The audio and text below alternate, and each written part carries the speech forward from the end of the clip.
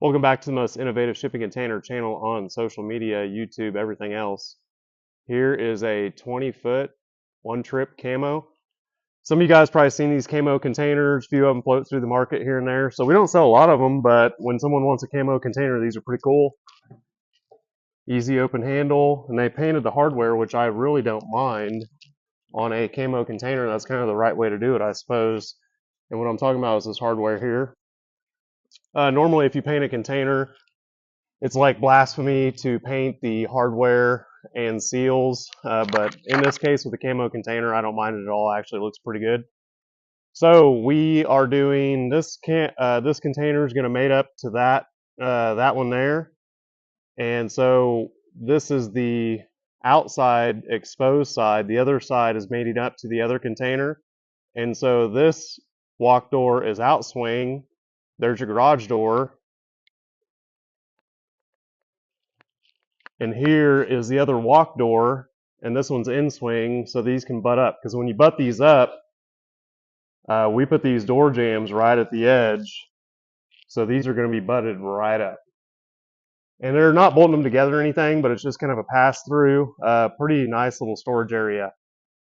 So what we had to do, because if we do a 2x3 frame, on these walk doors, our hardware was going to be bumping, so we did a 2x4 frame, and that bumped our door in another inch and then left room for the hardware, so our door hardware is not going to be bumping on either side. And then these interior doors that are facing each other are both in swing, so you can kind of see how that turned out there. So a couple other little cool things I wanted to show you.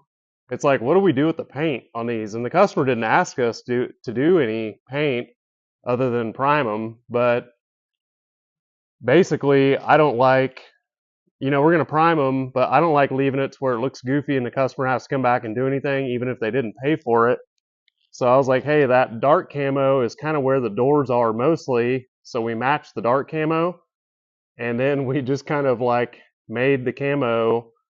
So I think the dark camo, like the lighter camo, came in through like this. So we just make the dark camo kind of blob over the where the doors are. And so I just buzz into Sherwin-Williams, do a paint match. I take them a piece of the container, they scan it, it matches spot on. Satin is a little bit shiny for even a new container, but it fades out a little bit. So satin's the way to go. Eggshells too flat. So here's the other thing I wanted to show you. So this is basically the front of the container. We did the same thing over here. We kind of made that camo sort of match. Then we took these vents. That one's factory location, but the two vents that hit the garage door, we moved those up instead of chopping the vents. So you can kind of see that there. And so we moved those up so you don't really know anything happened. Look at the top of the location of that vent compared to that vent. So again, it all just looks factory. I like to do everything on these containers to where you can't even tell we touched it. It looks like something they did over the factory. And it's like something I'm buying. I don't want gaps or mismatched paint or crooked whatever. Everything just has to be perfect. So here's the other container. If you haven't seen these, I did a video on them one day. I took the shipping container clamps. You can get them on Amazon.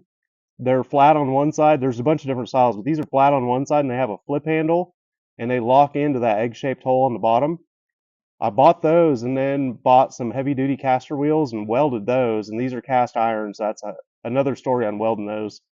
But I weld those caster wheels, and they're a big 8-inch urethane wheel, so a little pebble doesn't stop them or whatever. A pneumatic wheel would be even better, but they get big and goofy, and this is good for the concrete surface in here that we move around on. So anyway, welded those casters to those clamps, and so we can push this container around by hand in the shop. So we can throw those casters on one container and we can push the containers around and get them out of the way and so on. So moving over to this camo container, this one doesn't have a garage door. So you can see we've got this one primed, ready for paint, and this is another one of the in swings. And so again, 4-inch to get that door bumped in. You can see how we seal these. And then we stitch weld and seal, prime, seal, and then final couple of coats of paint. And then there's the other walk door going to the what would be the back of the container. And so there's that door. But I want to show you guys that camo touch-up paint. I mean, it just pretty much looks like we didn't even mess with the container. Yeah, the side's got a lot of dark on it. As far as the garage door, that's up to him. We're not going to get into trying to camo that garage door. One more thing I want to show you guys. A guy walked in. He wanted I guess they call it a she shed. So his daughter wants a little place to do crafts. So all he wanted was a walk door and a window. So he went with the used container, and this is actually a pretty nice used container. Kind of grade these on how many patches they've got and what the floor looks like. You see the floor in this one's really nice. And this is cargo worthy. This is on the upper end of cargo worthy, I would say. So he went with a cargo worthy container. So, more of a price conscious customer, and he wanted a window and a walk door. And I said, hey, look, if you don't do a steel walk door, just do a regular home style exterior door, we can save some money on that. And he's doing a 48 by 36 window.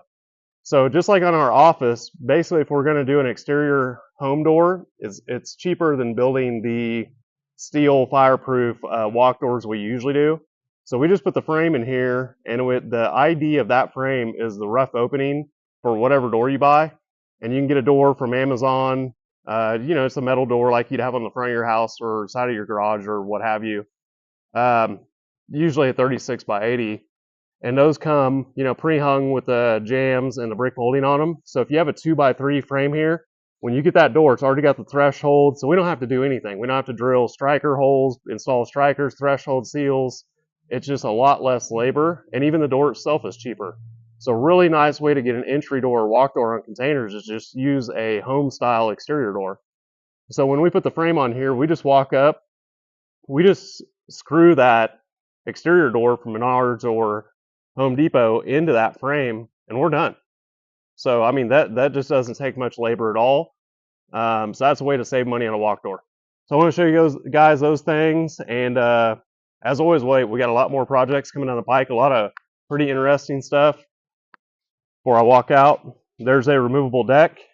I want to show that to you because it has those same clamps on it. So these are flat on one side, and then they've got the locker on the other. So this deck can be installed on top of a container and then removed for shipping, so it's not a wide load. As always, let me know if you got any questions, and thanks for the views and comments and likes.